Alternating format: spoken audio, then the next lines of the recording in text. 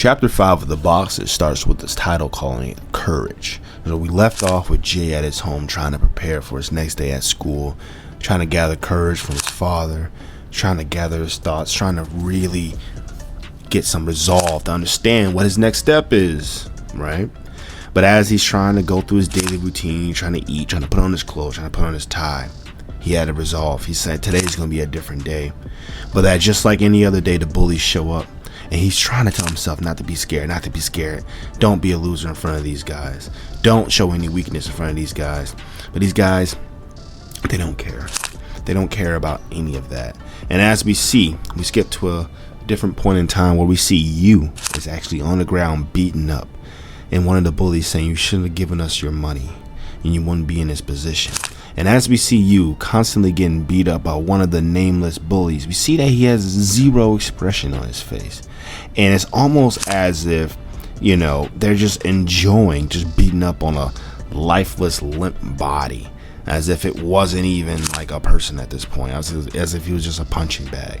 But then as he is still sitting there down, getting beat up by these bullies, he's encountered by Jay, who interrupts everything by saying, this is enough. You got to stop this. Now, Jay is the guy that was being bullied. One of the main characters being bullied.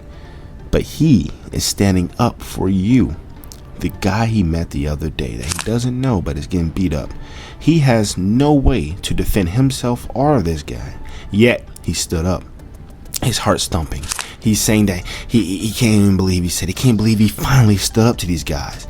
He's saying he feels dizzy, he feels sick, he's scared. It's too late to apologize. He's thinking about running away, but is that too late? He thinks he can take it back, but he can't take it back. But then by then, all these thoughts going through his mind, we see his legs are shaking. He can't take back what he said. But so he goes into a fighting stance and says, we got to do what we got to do. Now, the white-haired bully, he seems to be very enthralled with this. He seems to want to beat up Jay. But as one of the nameless bullies walks up to Jay saying this is going to be too easy, we see Jay get in his boxing stance. He thinks about what his father told him to relax his arms and shoulders, you know, make sure his feet is spread apart, shoulder width apart, and then just a jab.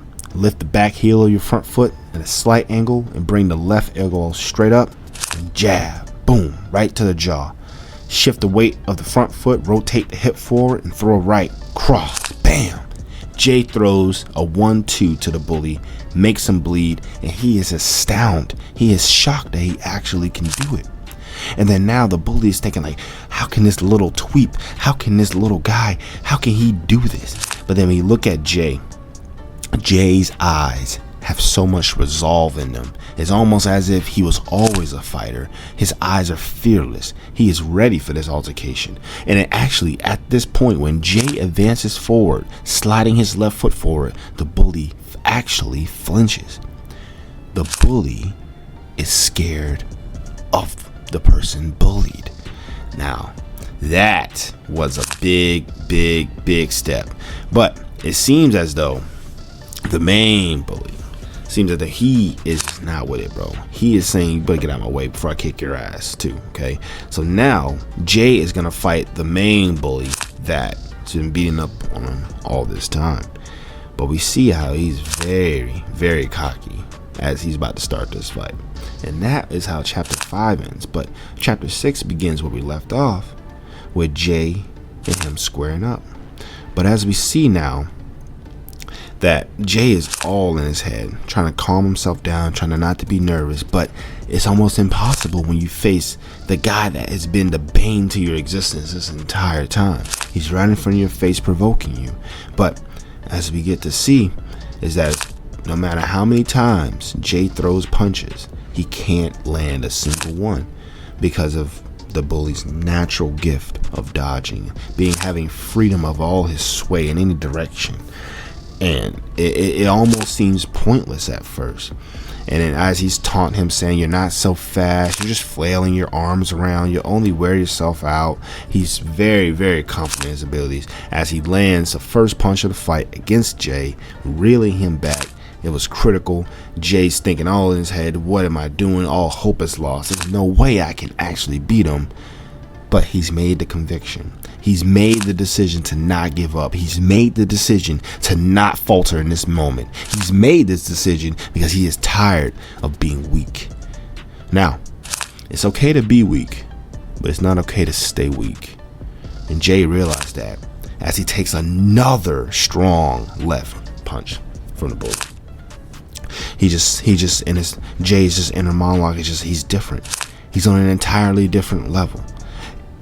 He can't contend with this, but he still will not give up. With the image of his father's back in his mind, the image of his father standing upright after a battle, after a fight in the ring, he knows he can't give up. Regardless of what happens, regardless of any fatalities, regardless of any injuries, he cannot give up in this moment, because this is Jay's moment to show that he is more than just a punching bag. He can punch. Okay, so as we see here, Jay and the bully are going back at it, but this time the bully's only going to use one arm because he's taunting him even more, right? Now Jay is getting punched more and more. Jay is trying to dodge, but is ineffective. Okay, he's describing his punches as piercing, and he has to just endure it. Okay, now the bully is elated. He feels so good. It's almost as if he just sipped a pina colada on the beach with all the listening to Frank Ocean or something. This guy, he's elated. He's happy, right? Just beating up on Jay. He's happy just beating up on Jay. But Jay is not going down. Now this is the start. This is the pivot, the start of the match, where now it seems that the bully is getting a little irritated that he can't bring down Jay. But it seems as though that won't change a damn thing, because now Jay needed this one chance. He took all those blows. He was covering for all that time just for this one shot that misses. And the bully comes back with the strongest punch of the night, a haymaker, left haymaker that ends the chapter. But then, as we go on to chapter 7, we really see a flashback of Jay's father record with 13 wins, 12 losses, and 2 draws. It's likely that no one remembers his dad as being a strong boxer in his prime, but it's also true that he is remembered as a weak boxer. His dad was a courageous boxer and has always admired him for that. His dad worked in construction during the day, and then by night, fighting at night, fighting in the ring, fighting for that pride, fighting for those goals, fighting for what he feels his strength is. And even as Jay is on the ground, bleeding, almost as if he's hopeless, he is just thinking back on just how much he can't give up, how much he admires his dad, how much he want to be like his dad. He's just saying he has to ride it out. If I can just stand up from this ground, he'll get tired and I'll get a chance.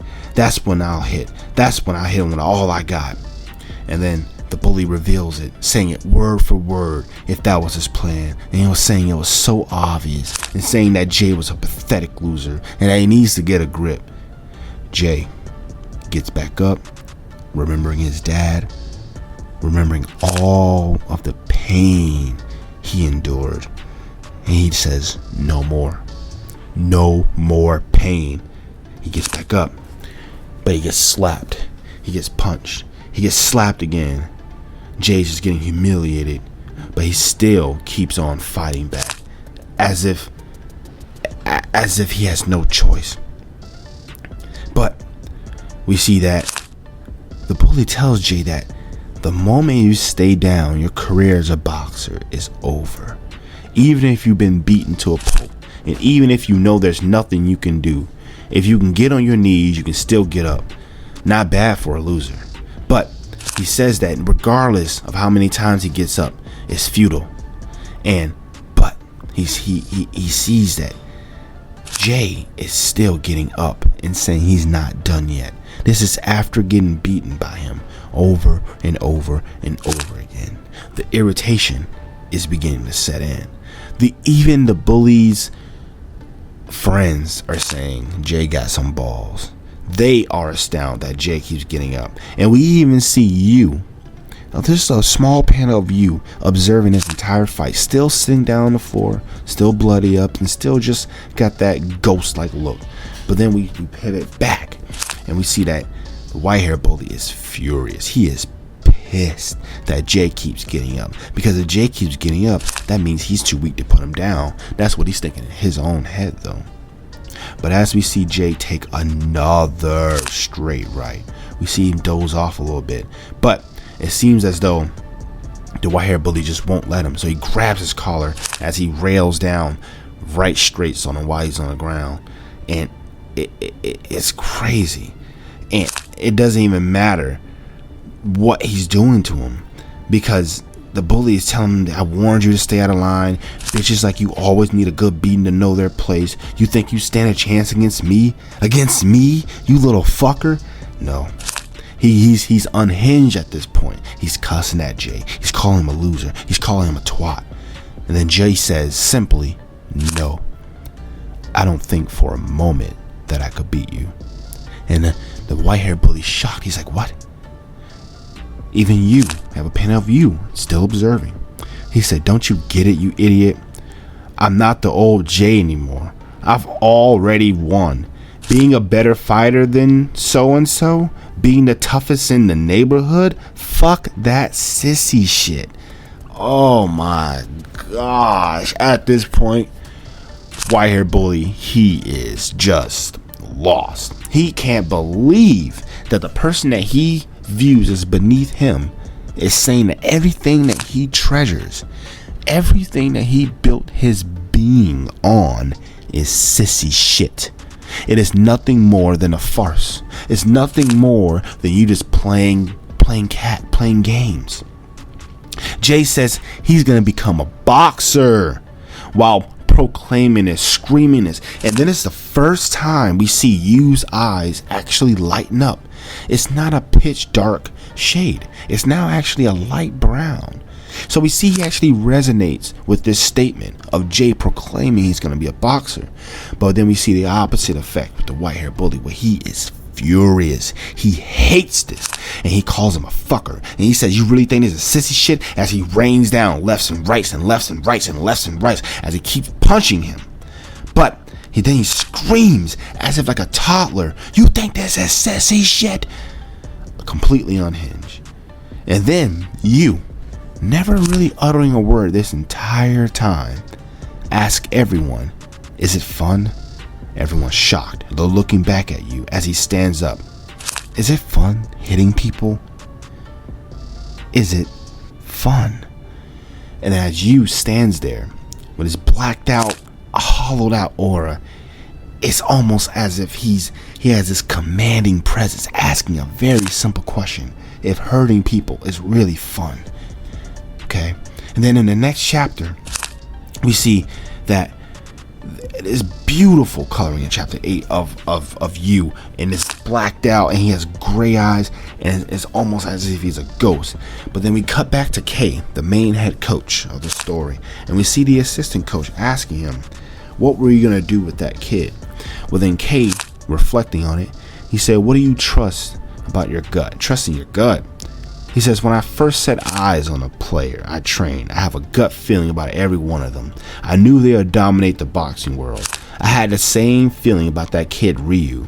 But that kid earlier, you, the black hair kid, he's a whole nother animal.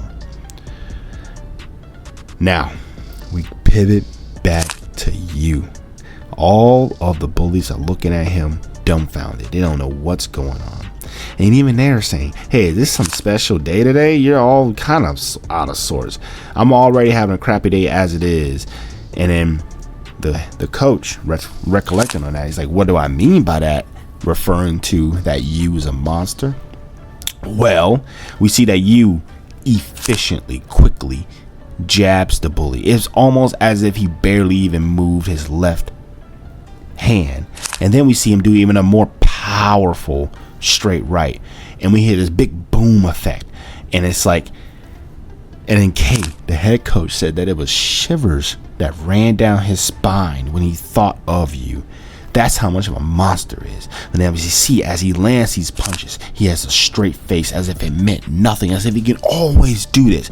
Everyone is shocked. Ryu shocked. The other bully shocked. One of us knocked out cold on the floor. The other bully charges at you. They get the same treatment. The 1-2 knocked out cold. One last bully standing. He runs away. Ryu looking in fear. K, we pivot back.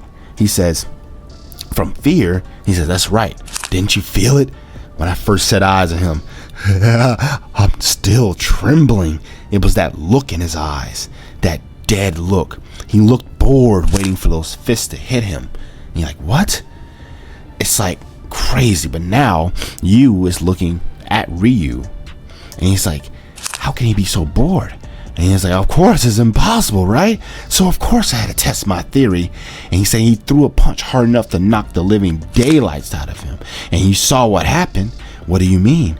That's right. It was too easy for him to dodge my punch.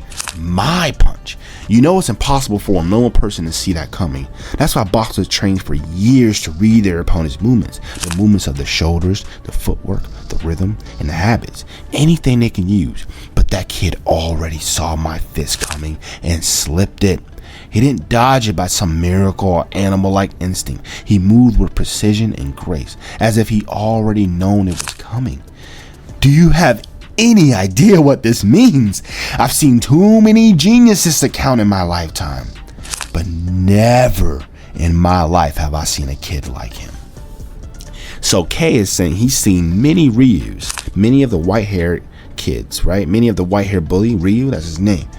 He's seen many of those type of talents, but never anything like Ryu. Now, Ryu is on edge. His heart is thumping. He's scared, but he's asking himself, why is he scared? He said, why am I scared of this guy? He's saying he's dead meat. But then as Ryu tries to step in, he sees that he gets jabbed. But it's almost like an effect of half of his face is missing. That's how much of an impact that jab was. That's how fast and impactful it was. And we see that Ryu is just like screaming, like, my face, my face.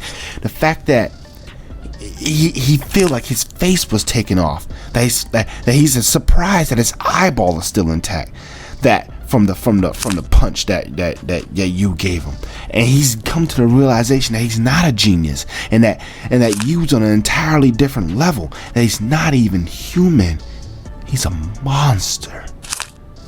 And that's the end of the chapter. I hope y'all love this chapter. I hope y'all love these 2 chapters. I love them too, guys. Please leave what you think in the comments and let a brother know. Peace. NES.